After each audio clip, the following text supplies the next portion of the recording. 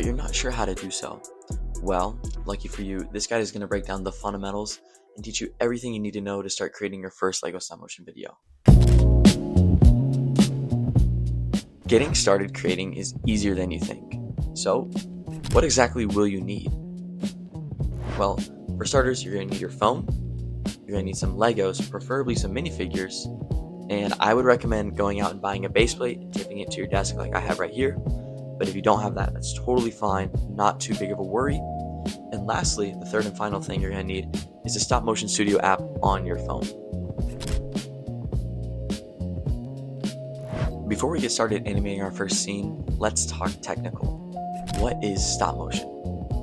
Stop motion animation is a video created from a sequence of photos, but it's more complicated than that.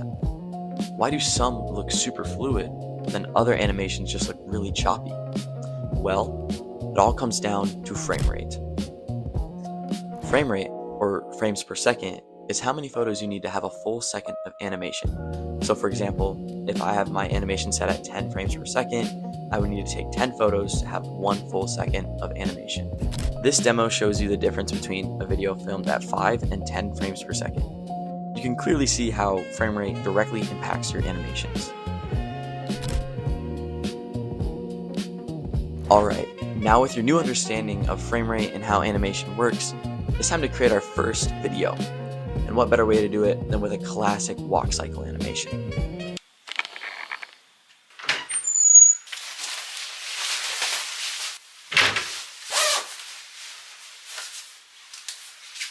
It's probably easier if I take you guys on a walk.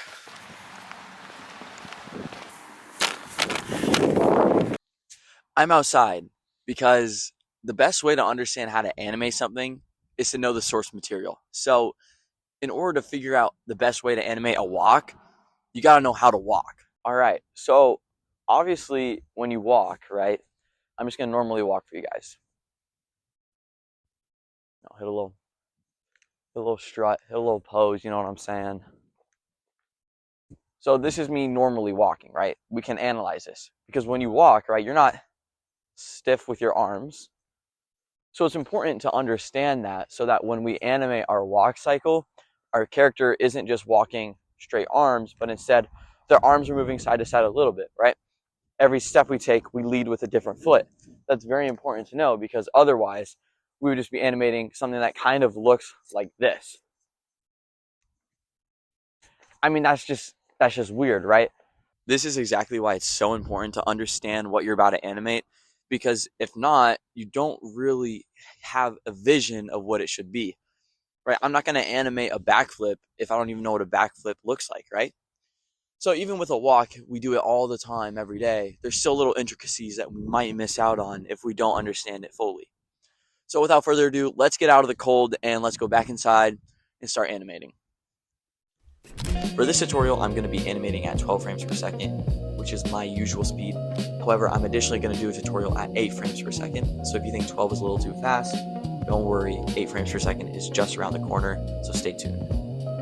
Alright, when I animate, I put my phone in this stand right here, just like so. And I'm able to move around and get video.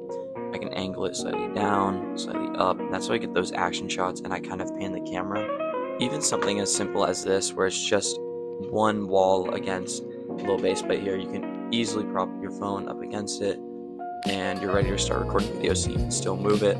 I like to put it on a flat base plate just so you can move it around more easily, and that way it's stationary, right? It's not gonna shake or anything like that, and it's sturdy. So this is just kind of my recommendation, something like this, very beginner. And obviously if you feel like the camera's pointed too low, something you can additionally do is get more base plates and you can raise it up higher. So yeah, let's switch over to the Stop Motion Studio app and start animating. Alright, so the first thing we're going to do is we're going to open up a new project on Stop Motion Studio, and we're going to go ahead and name it whatever we want. So for this, I'm just going to name it 12 FPS walk, and then I'm going to set my frames per second to 12. And then right away, I'm going to just my camera to be straight on, and I'm going to zoom in just slightly. If you click the bars, it'll go perfectly on that bar. And I'm just doing this just so that way I'm not too close and my minifigure is not blurry. Okay, so the first thing I'm going to do is I'm going to move the minifigure forward slightly. This is called easing in. I'm just going to ease into the walk, right? Before he takes a step, he needs to do the move to take the step. So then right after that, then I'm going to move his foot forward, and additionally, I'm going to move his opposite arm forward and the arm that's in line with his leg backwards. So then the next thing I'm going to do is I'm going to move the figure forward, not a full step, but halfway. So I'm going to position him halfway in between the two. He's just going to be balanced on the studs. He's not going to actually be placed down on any. And then additionally, I'm going to move the arms a little bit more. So now they're at their longest length. And after that, then all you're going to do is you're going to move the arms back lower, and you're going to have the minifigure pressed down on the actual stud. And be sure to have your minifigure in focus. As you can see here, my minifigure was blurred out, so what I go ahead and did is I just clicked on the minifigure and it put it back in focus. Also, you'll see here that my hand was in the frame, so when you're animating, just a huge tip, make sure your fingers aren't in the frame. And then the last picture is going to be him standing still, arms straight, and he's going to look exactly as such. And then all we're going to do is we're going to repeat this process for all the other steps, just alternating which foot leads first and which arms are swinging.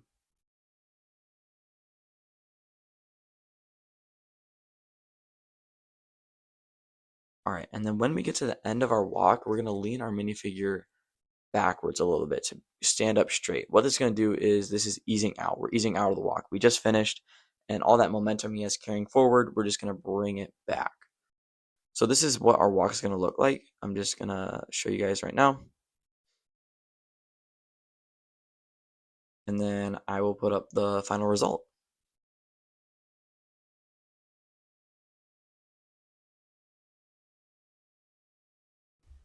All right, so for everyone who thinks 12 might be a little too fast, we're going to go ahead and do 8 frames per second, and it's actually pretty easy, so let's do it. First thing we're going to do is we're going to open it up, and we're going to name it whatever we want. So for me, I'm naming it 8 frames per second walk. I'm going to go ahead and change my frame rate to be 8 frames per second, and then I'm going to go ahead and click done and click create. Next thing I'm going to go ahead and do is I'm going to click the camera button in the top right.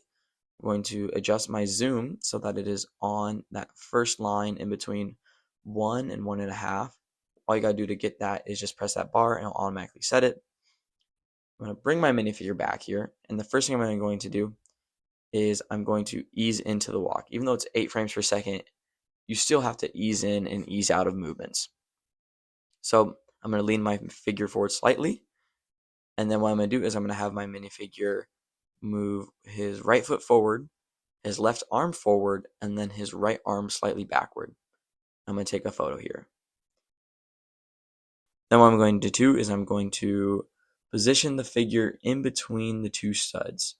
So the way I'm going to do that is by just balancing it, and I'm going to move both arms slightly more so that they're at their fullest extent, and then I'm going to take a picture. The next thing I'm going to go ahead and do is that final, he's stepping down onto the next stud. And what I'm going to do is I'm going to just push the minifig forward. He's going to step on the stud. And then I'm going to move the arms slightly back. Now, this is where it gets different from the 12 frames per second tutorial I just showed you. Instead of having them stand stationary, what we're going to go ahead and do is move straight into that next step. So the opposite foot is going to go forward, and the opposite arms are going to go forward. And then after this, it's just going to be repeating the same footsteps over and over again with the same 3 movements until we get to the very end. All right, so when we get to the end of our walk, what we're going to go ahead and do is we're going to ease out of the walk, right? He has all this momentum, so we're just going to show that he is slowing down, that the momentum is stopping. All that we're going to do for that is move the minifigure backwards slightly. And as you can see, it looks like he is now finishing the walk. And yeah, I'm going to put up the full result on the screen now.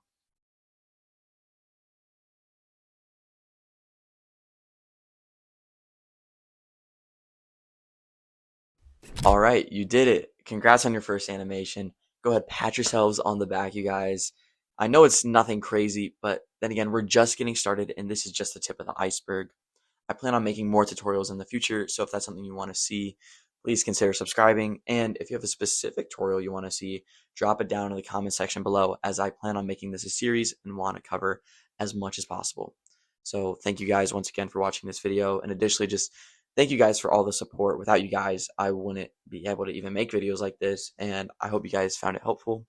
Have a great rest of your day, and I hope to see you guys creating some animations. If you do, hey, tag me at Cougar for Legos, and hopefully I see it. So yeah, peace out. Love you guys.